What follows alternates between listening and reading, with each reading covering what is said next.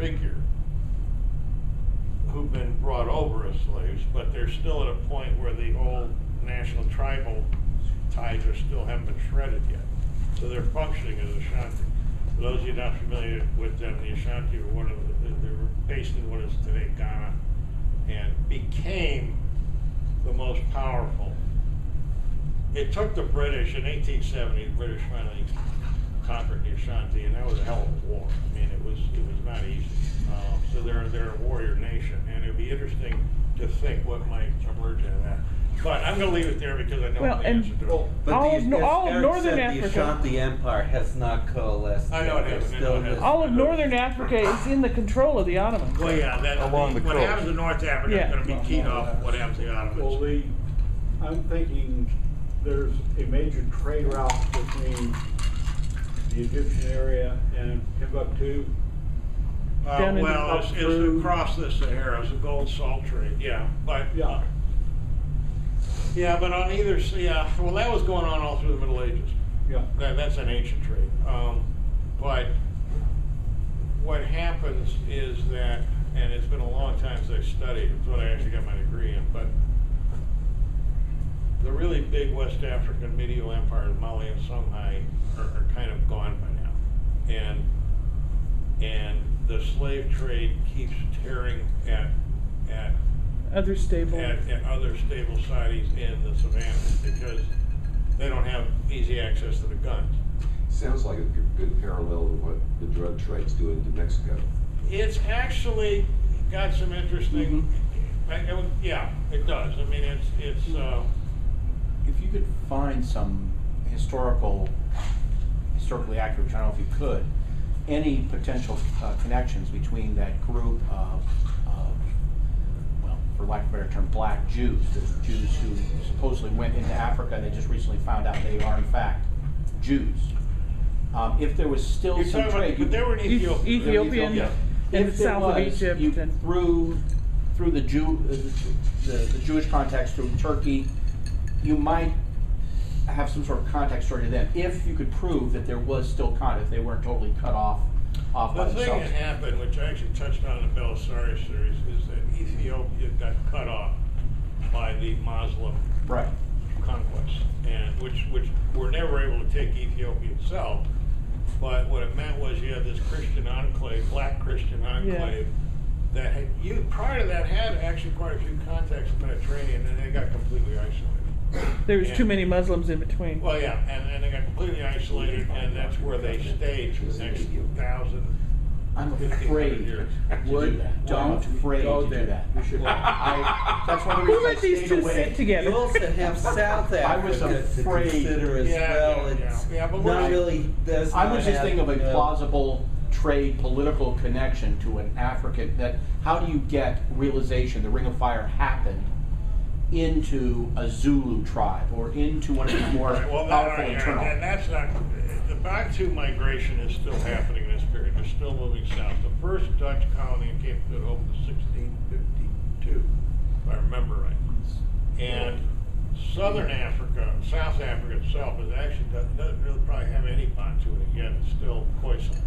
What are called, obvious indirect is they know that from the encyclopedias that there's gold and diamonds in South Africa. Oh, yeah. So, I mean, there's going to be... That's the connection. Yeah, there's going to be an impetus for somebody to send an expedition there. The original Dutch colony was really just sit there and create a Farming. way station. Yeah, For sure. reprovisioning. But there are edible peach trees in Atlanta, but I'm go try trying to look finding for a one. story that sets them up as the sort of political, cultural, social organization that would be able to accept this instead of being steamrolled and run over by it. Wait, who are you talking about? Any sort of internal African Tribe. group, tribe.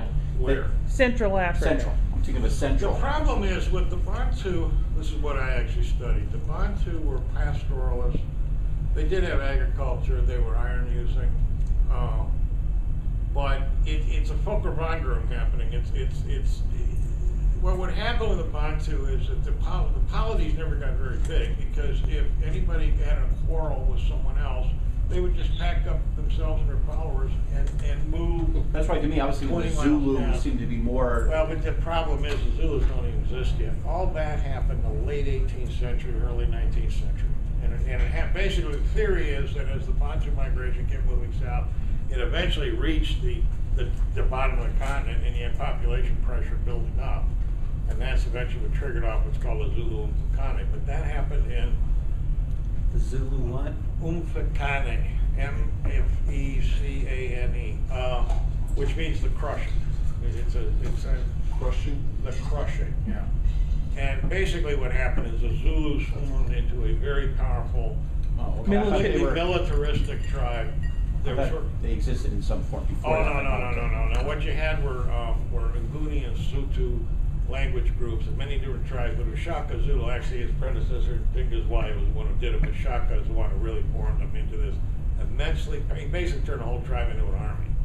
And they crushed and conquered all their neighbors, and that triggered off a whole Volkerwanderung, just like happened in Western Europe with the barbarian migrations, and they migrated all over Africa, these conquering tribes, and it changed everything.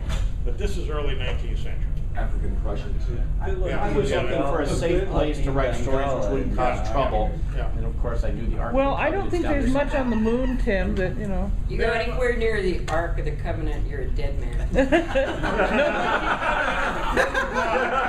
I want to say I've heard that many times before. I would say that from the perspective of someone who has to sit and read stories that get slush, the problem with what is being asked here is that people are seeing some outcome they would like to have occur in a region for some reason and saying, and how can somebody come up with a story that will result in a certain socio-economic political outcome? These stories are uniformly dull, and nobody would ever want to read them, because it's like reading a McGuffey reader, because the moral is so pointed that it's a pain. I try not to do that, What you do Virginia. is write a story about what somebody does, But- preferably using imagination rather than saying the Spanish will invade Morocco and grow cotton and restore their economy. Please, no, don't. Virginia, my naked nuns. Okay, 2 words, Virginia. Naked nuns. That story was highly imaginative. It was altogether out of the realm of possibility. It was imaginative, though. We keep telling you, we are not a fantasy series. That's next door. Go next door. I actually had a question Yeah. about that. Does it hurt or help that you have to base it in a historical context? You have an idea and they say, well, that didn't actually happen in real life, so you can't write a story about it, so to speak. No, it's just gotta be plausible that it could happen, that's all. I mean, you And know. after the Ring of Fire. Just remember, I have the Japanese going to California. I built an in airship. 1600s. Yeah, that was Your actually a history second. has to be accurate up to the point of the Ring of Fire. Yeah. That Which was is actually- why the naked nun thing did not work.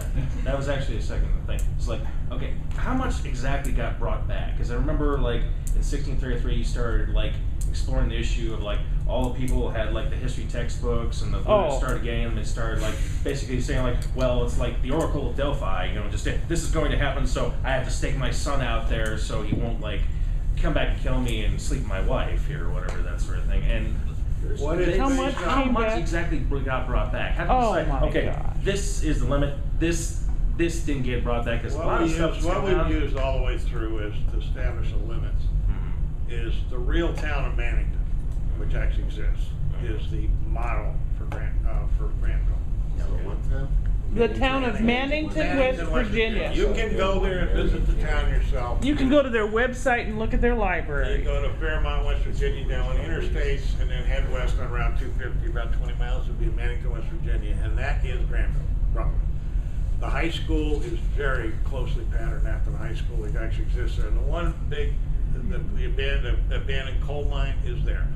The one big cheat I did was I moved the power plant, which in the real world exists near Grandtown, which is about 10 miles away. I moved it because I needed a power plant. Other than that, what we did basically and continue to do is an inventory of what was in Mannington in the year 2000. What's May at of the high 2000. school? What's at the library? What's Right. in their basement? I mean, The number of computers that museum. exist in Grantville is based on the number of computers, we best we estimate. We met with the high school principal, we met with the mayors, we met with, The mayor obviously had no idea who we were. That was we funny. met with the Bennington Main Street, who are the, Chamber of Commerce. equivalent of the Chamber of Commerce. So we've been there. The ladies After from the time. churches gave us escorted views of Tours. these beautiful The estimates, tours, the beautiful estimates schools, of the number churches. of guns and reloaded capacity that I had in 1632, I got from a long interview with the police chief, David James. It's his estimate of what was in the town. So it's It's his actually job quite to know. accurate, and. Well, Huh? within reason. What? It's his job to know within reason And who actually, has guns and who doesn't. I guess the two things that you were startled by was the library at the what house? Bowers House. Yeah. Miller's house. It turned out to be a huge, massive library that nobody thought about it, so they couldn't use it. So it's that was taken Actually, away. there are more guns. And then there is a lady that more books that in the middle teaches of or the- uses conversational RVs, Latin RVs. and has this massive library at her house. Of Latin books. And she's got like her librarian degree from University of Virginia or Richmond, and it was like, wow, it's like all these resources there that. The one other factor we've always had, what we call wild cards, which is that if you take any town of 3,500 people in the United States, there's going to be a certain number, not many, but there'll be just some wild cards. There'll be some people and resources there you'd never statistically expect, but just, is always an oddball. So in the case, but you can't use very many of these. So one of Like the the ones we speedboats. used, huh? This guy with the speedboat. Yeah, the speedboat. Well, there yeah. was just the outlaw speedboat. Another one was the HALF, the aeronautical engineer, the aerospace engineer. You wouldn't normally expect that in a town like that. But it's plausible. I forgot the reason that we came up with, but he's there, so you got one there. He retired for his mother. But you can't keep doing it. Now, actually, we did use that library. I referred to it. That there's a couple who actually live there. We visited them. They're just an oddball couple. They have this immense They collect books. library. They collect books, and they got, in addition to their own house being full of books, they have this outhouse or it's Storage. Well, actually, We actually wrote a story the about it. second Gordon and I library, did, not called big The one from the Salon. big house. Right. That's And the it's second in one that we Canton. had. So actually, the fact you have aeronautic engineer there, even though you didn't use his explanation, is very serious because Senator Robert Byrd's got a big NASA facility and right outside of Fairmont. Yeah, he also got a Coast Guard facility. Well, yeah, the local There's a reason they National kept Guard. wanting him. Well, maybe there's a fault line somewhere nearby, and he's thinking that Virginia. But the explanation for Hal Smith being there is not that. Okay. He said he just retired there, Right. as I recall. There's, if you haven't read it, there's a really in Gazette. When was the Minnehaps of Granville published? I wrote it. It's on 1632.org. It's still there. Read the article on 1632.org that's called "The Many Halves of Granville," because it deals with this quite directly. There was no 747 In the air above Grantville that made an emergency landing on the Grantville airstrip. We should probably go into more Tier one detail tomorrow about, what you can put in and How to what write. you I think probably we've can't. done 5 minutes from an hour. Because We've got the 55 second minutes. one tomorrow, I think, is on writing for the Writing for Gazette. the Is that Gazette. right? Yeah, it is. I just realized